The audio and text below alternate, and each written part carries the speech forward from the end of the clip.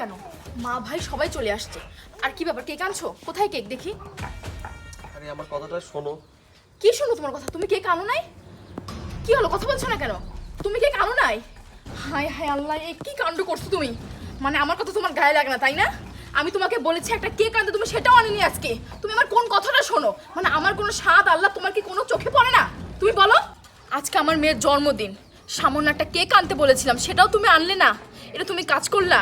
একটু পর মেহমানরা বাসায় আসবে, আর বাজারও তো আনো নাই। কি করবে এখন বলো? দেখো অথই, আমি এমনিতে অনেক পেইনে আছি, তুমি আর নতুন করে পেইন দিও না তো। চলো ভিতরে চলো। এই দাঁড়াও, আমি কিছু বললে তোমার পেইন মনে হয়? আমি কিছু বললে তোমার পেইন মনে হয়? একটা মেয়ের জন্মদিন, সেদিনে তোমাকে বলেছিলাম যে একটা কেক আনতে, আর তোমার পকেট থেকে 200 টাকাও বের হয়নি এই কেকটা আনার জন্য। এই তুমি আমার কোন স্বাদটা পূরণ করো, কোন আল্লাহটা পূরণ করো আমার? আমি সময় চাইলে তোমার সময় বের হয় না, আমি কিছু কিনতে চাইলে তোমার কিছু টাকা বের হয় না। তুমি আমাকে কি দাও? কি দাও তুমি আমাকে? আমি আর তোমার সঙ্গে থাকবো না। থাম তুই, আর একটাও কথা না। তোকে অনেকবার বলেছিলাম এই ছোট লোক ফকির মিসকিনকে তুই বিয়ে করিস না। কি পেয়েছিস ওর কাছে এসে তুই? নাই টাকা, নাই পয়সা, একটা ভালো বাড়ি নাই। শোন, আজকে আমার নাতিনের জন্মদিন, 200 টাকা দিয়ে একটা কেক নিয়ে আসতে পারিনি। এটা একটা জীবন হলো? এখনো সময় আছে, ওকে তালাক দিয়ে তুই আমার সঙ্গে চল, ভালো থাকবি, তোকে ভালো ঘরে বিয়ে দিব। হ্যাঁ আপু, আম্মু ঠিকই বলেছে। তোমাকে তো আমরা অনেক বলেছিলাম ওর থেকে ভালো ছেলে দেখে, ভালো ফ্যামিলি দেখে আমরা তোমাকে বিয়ে দিব, কিন্তু তুমি আমাদের কোনো কথা না শুনে এই ছোট লোক ফকিনীটাকে বিয়ে করলে। দেখো আপু, ওর কি আছে? না আছে টাকা পয়সা, না আছে বাড়ি গাড়ি, না আছে ভালো একটা জব। ওকে বিয়ে করে এখন তোমাকে কিভাবে পস্তাতে হচ্ছে বুঝতে পারছো তো? দেখো আপু, এখনো সময় আছে। তুমি এই ছোট লোকটাকে ডিভোর্স দিয়ে আমাদের সাথে চলো, আমরা তোমাকে ভালো ছেলে দেখে বিয়ে দিয়ে দিব। আর এরকম পরিবেশে কি মানুষ থাকতে পারে বলো? তোমাদের ঘরে ঢুকলে তোমার দম বন্ধ হয়ে আসে, আমার বমি আসে। মানুষ যে এরকম পরিবেশে থাকে, এখানে না এসে নিজের চোখে না দেখলে বিশ্বাসই করতে পারতাম না। আমি তো এখানে আসতেই চাইনি, শুধু মায়ের কথা এসেছি, ভাগ্নিটার জন্মদিন বলে। নয়তো আমি এখানে কোনোদিনও আসতাম না। এই তোমরা থামো, এখন সবাই থামো, আমাকে কিছু বলতে দাও। কি অথই, আমি কি তোমাকে জোর করে আমার বাড়িতে নিয়ে এসেছিলাম? বিয়ের আগে 1000 দিন তোমাকে আমি বলেছিলাম আমি গরিব মানুষের সন্তান, আমার অনেক টাকা পয়সা নাই, আমার ব্যাংক ব্যালেন্স নাই, আমি নিয়ে গিয়ে তোমাকে ভালো রাখতে পারবো না, আমার ভাঙা একটা ঘর আছে। তুমি বাধ্য করেছো তোমাকে বিয়ে করতে, আমি তো তোমাকে বিয়ে করতে চাইনি। কেন কথা শোনাচ্ছ আমাকে আজকে? কেন অপমান করে নিচ্ছ তুমি তোমার মা আর ভাইয়ের কাছ থেকে আমাকে? কি দেইনি তোমাকে আমি? কোন চাওয়াটা তোমার অপূরণ রাখছি আমি? এই 4টা মাস থেকে আমার কি অবস্থা, আমার কি পজিশন যাচ্ছে এটা তো আমি জানি। আমি 4 মাস থেকে বেতন পাই না, কখনো বুঝতে দিয়েছি তোমাকে? বুঝতে দিয়েছি যে আমি 4 মাস থেকে বেতন পাই না? 10 টাকা দিয়ে ইচ্ছে করেও আমি এক কাপ চা খেতে পারি না, খেয়ে না খেয়ে পড়ে থাকি আমি তোমাদেরকে ভালো রাখতে। এর আগে তোমার বাচ্চার জন্মদিন হয়নি, আমি কেক নিয়ে এসে দেইনি, আমি ঘটা করে অনুষ্ঠান করিনি বাড়িতে।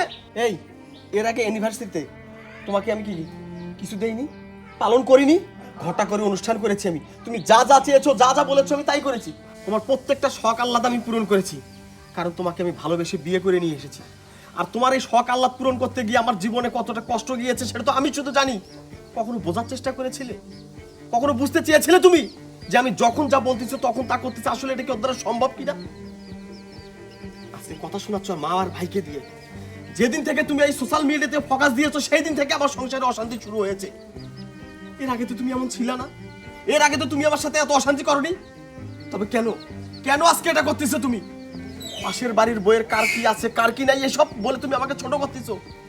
আমি কি তোমার কোনো সকালাত পূরণ করিনি? সব সময় তোমার সকালাত পূরণ করার চেষ্টা করেছি আমি।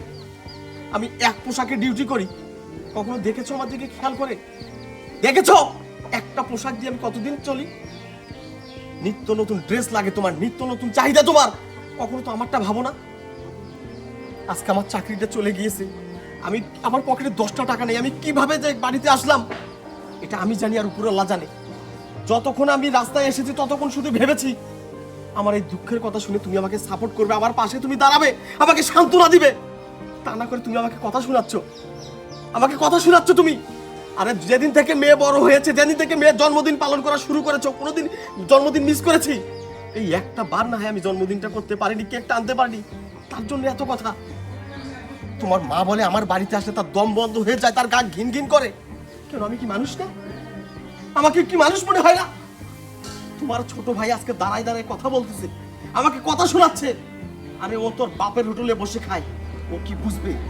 ইনকাম করতে যাক, তখন বুঝবে জীবন কত কঠিন।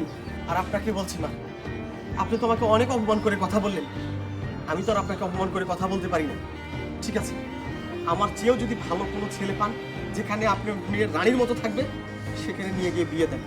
যাও, তুমি তোমার মার ভাইয়ের সঙ্গে চলে যাও, যেখানে তোমার ভালো লাগে তুমি চলে যাও। আমার শেষ সম্বল একটা চাকরি ছিল, সেটাও তো আমার নেই। আমার আর কিছু বলার নেই, যাও তোমরা। দাঁড়াও মা, জিসান, তোমরা এখান থেকে চলে যাও। আমি তোমাদের কথা শুনে আমি আমার সাধারণ সংসারটা নষ্ট করতে ধরছিলাম, আমি সেটা চাই না। আমি আমার এই গরিব স্বামী, আমার এই ভাঙা ঘর, আমার ছোট্ট সন্তানকে নিয়ে আমি ভালোভাবে থাকতে চাই। টাকা পয়সা না তাতে কি হয়েছে, মানসিক শান্তি তো আছে। তোমরা চলে যাও, যাও বলছি, যাও মা।